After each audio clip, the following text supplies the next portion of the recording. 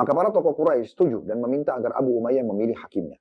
Abu Umayyah karena dituakan, dia mengatakan, saran saya, siapapun orang yang pertama masuk dari pintu suku Syaibah atau Bani Syaibah. Waktu itu ada pintu gerbang yang Mekah dikenal dengan pintu Bani Syaibah. Ya.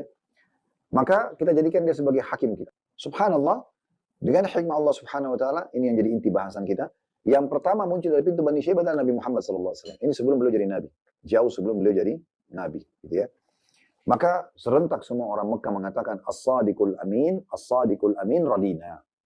Orang yang terpercaya, ya, orang yang jujur dan terpercaya, maka kami ridho. Semuanya sepakat Nabi Muhammad SAW yang akan menengahi mereka. Dan ini kejadian harusnya menjadi pegangan bagi orang-orang Quraisy di masa itu. Kalau setelah Nabi SAW nanti dinobatkan jadi Nabi di umur 40 tahun, beberapa tahun setelah kejadian ini, harusnya mereka bisa percaya.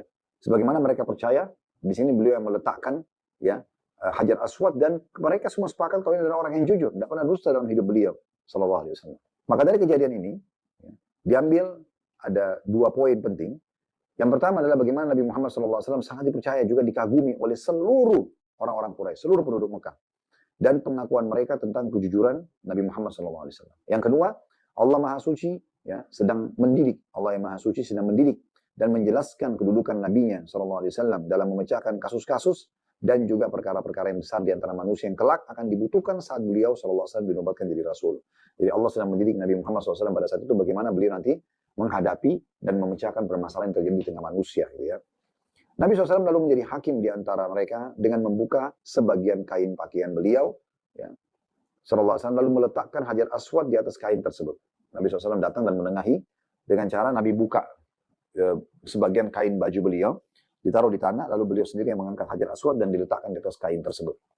Dan kemudian beliau menyarankan agar semua pimpinan suku yang ada di Mekah, semuanya partisipasi, mewakili sukunya, ikut memegang kain tersebut.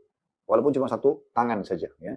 Sehingga kain tersebut semuanya bisa dipegang oleh kepala-kepala suku, dan kemudian rame-rame mengangkat ke arah tempat diletakkan Hajar Aswad. Dan setelah itu, Nabi Muhammad SAW sendiri yang meletakkan dengan tangan beliau yang mulia Hajar Aswad di tempatnya. Semenjak itu sampai hari ini.